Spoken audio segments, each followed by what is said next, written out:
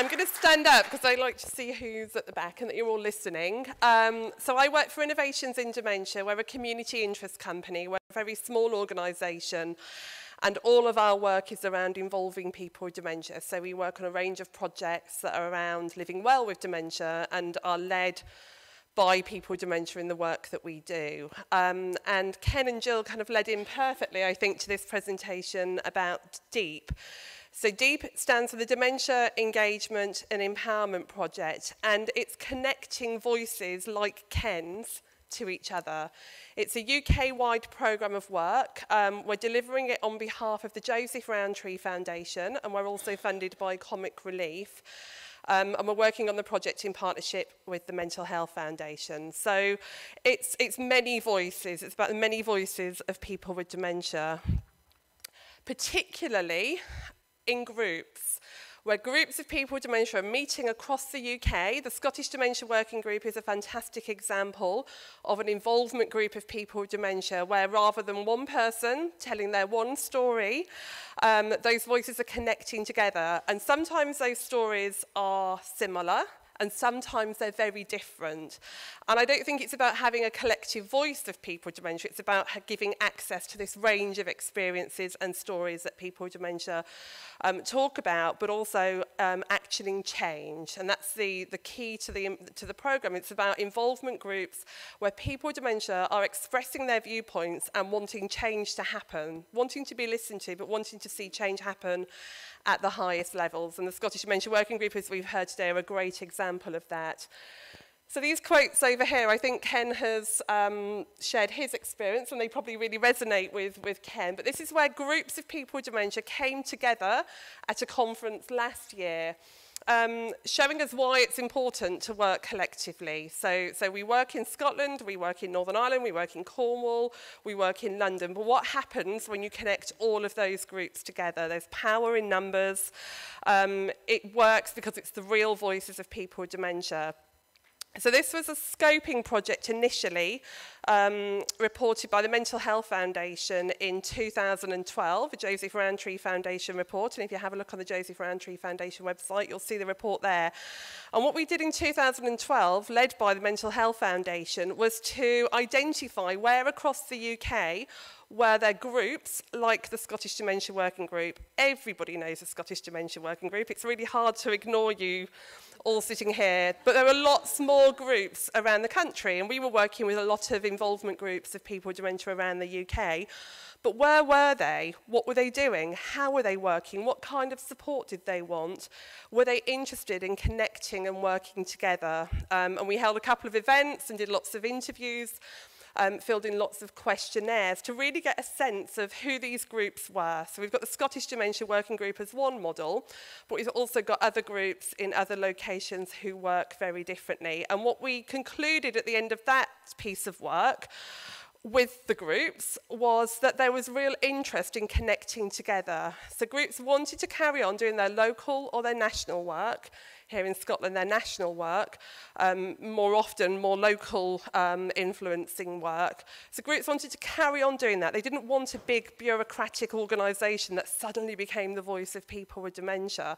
But they were interested, they said, in networking together, not having to reinvent the wheel, borrowing from the learning from the Scottish Dementia Working Group and turning that into something that felt different and appropriate in their local area. At the end of that piece of work, so 2012, it's just 2 years ago, we found 16 involvement initiatives where people with dementia were really influencing and having voices. These were mostly local groups, and the Scottish Dementia Working Group was one of those. We actually whittled that back down to 12 because 4 of those were time-limited pieces of work led by an involvement organisation. There's now 42. In 2 years, there are 42 groups across the UK who are members of the network. And I'm calling it a network now, even though 2 years ago groups said they didn't want to network, because now they do. Now they don't just want to network together, they want to work together on collective issues. And I think that's been a real sea change in terms of the confidence and the outcomes that people have experienced by joining their voices together. So 42 groups across the UK. They're all shapes and sizes. I think in the European Working Group's presentation over lunchtime, Helga, you talked about the faces of dementia. And I think that's absolutely true. The voices and the faces and the shapes and the models of the groups, they're all different. Some look like the Scottish Dementia Working Group in more localised forms. Others are based in daycare centres. This group down at the bottom won a media award. It's a group of people with fairly advanced dementia, actually, who are just still very, very keen to have their voices heard. And they have done lots of filmmaking work. And with the Social Care Institute for Excellence, won an older person's media award. The group in the middle, the two ladies in the middle, they are, I hope, kind of similar to what you were describing, Ken. They're called peer support workers. And there are 6 people employed by Kensington and Chelsea Westminster NHS Trust to be that point of contact for people at diagnosis, to show that there is still a life that can be lived, to connect them to services, to connect them to each other so that people don't feel so alone at that point of diagnosis. And on the Northern Ireland group in here, we have a new group that the Scottish Dementia Working Group mentored to emerge, and this is one of their first meetings to come together to work out what that might look like. Very, very taken with the Scottish Dementia Working Group model and really wanted to borrow on that. So I think the thing that binds these groups, these are involvement groups, but they're all shapes and sizes. Some are peer support groups, some are daycare centres, some are active involvement groups, as in the Scottish Dementia Working Group model. They all have in common that they recognise people with dementia as contributors, active citizens, participants in their own life. And I think this is about making involvement meaningful. So this isn't organisations and professionals asking for views, involving people with dementia for their own purposes. This is people with dementia driving agendas and shaping change. And that's what we're doing with the network, is to try to build that movement whereby people with dementia are putting their voices at the forefront of policy and service development. And I just wanted to give you a flavour of some of those names. 2 years ago, a lot of the groups were calling themselves, or had been called, leadership groups, service user reference panels. It was all very formal NHS language. This is how groups themselves are now defining themselves, and any new groups that want to kind of connect to the network, one of the first things they tend to want to do is to find a name that they think defines and identifies them as a group. So we've got, we've got Camden Minds, we've got Dementia Voices, we've got the Hope group, we've got 2 Forget-Me-Not groups.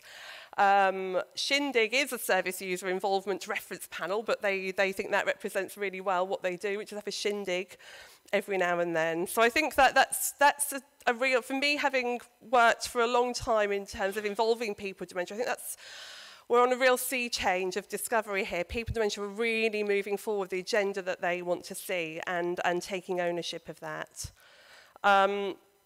Just wanted to give you a flavour of some of the work that the network does. So these are groups who are working in their local area, wanting to see service changes, giving comments on documents, maybe speaking to the local media, giving presentations to health professionals about what it's like to live with dementia. And that's information that we're capturing across the network. And there's an awful lot of that work going on. If you think there are 43 groups working, at least 43, these are 43 that we've identified.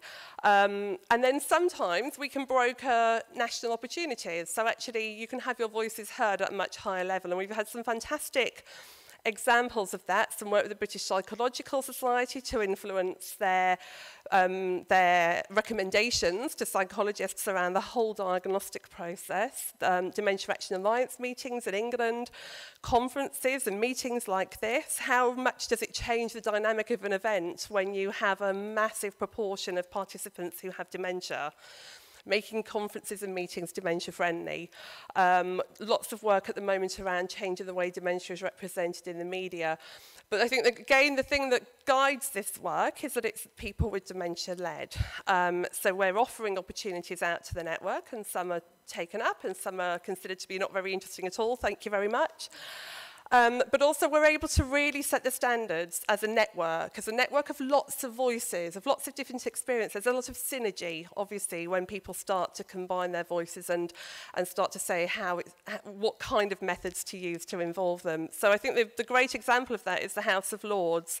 They were reviewing the Mental Capacity Act in England and wanted to involve people with dementia's perspectives in that process. Now, rather than having one person get on a train and go up to London and go and sit in front of the House of Lords, the House of Lords got on a train and left London and went out to a group of people with dementia in East Kent called the Forget-Me-Nots and spent time with them and understood their perspectives. They did it in the way that the group that felt welcoming to the group and was a really appropriate place in which that group could give their viewpoints, and that was reported in their briefing paper at the end of that piece of work. So here at Innovations in Dementia, we're a bit like a catalyst. We're just holding it together at the moment, and we're hoping we can let the ropes go free.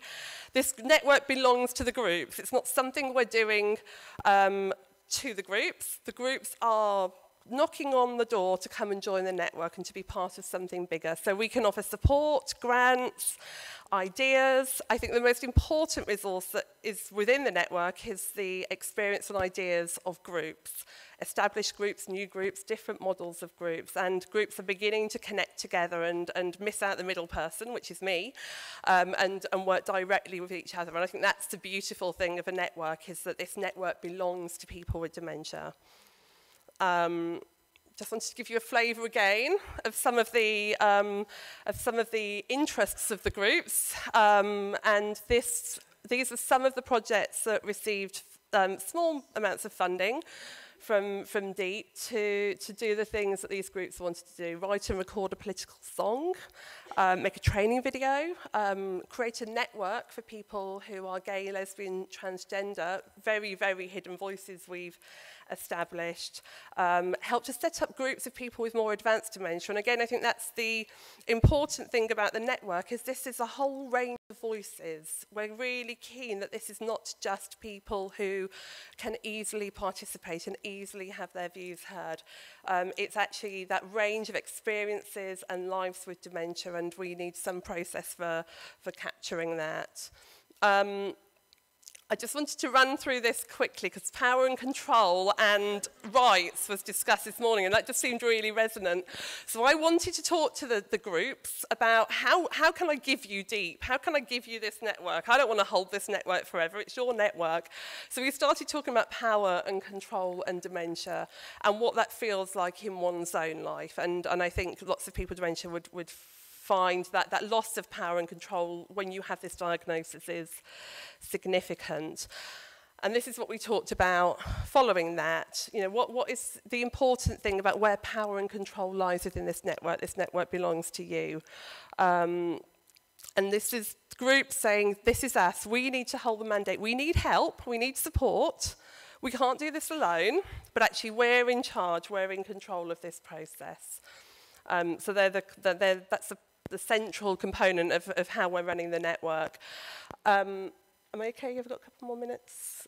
I just want to ask the Scottish Dementia Working Group. These are just some of the methods in which we have engaged people with dementia, getting their views across. And I just want to draw attention to Joy, who is sitting at the front. She's hard to miss because of the colour of her hair. But she was saying to us that actually she doesn't want to be defined as a person with dementia. She wants to be described in meetings as that woman with the purple hair. You know, that woman with the purple hair, not the woman with dementia. The Scottish Dementia Working Group have got some great methods that they use within their meetings, some hold-up cards. And this lady, Nancy, at the front, and Ross, we're just going to tell you a little bit about their IT project, which is a way of connecting voices across a large area. So we're limited within a network by people being able to come to meetings. But what happens if you introduce technology?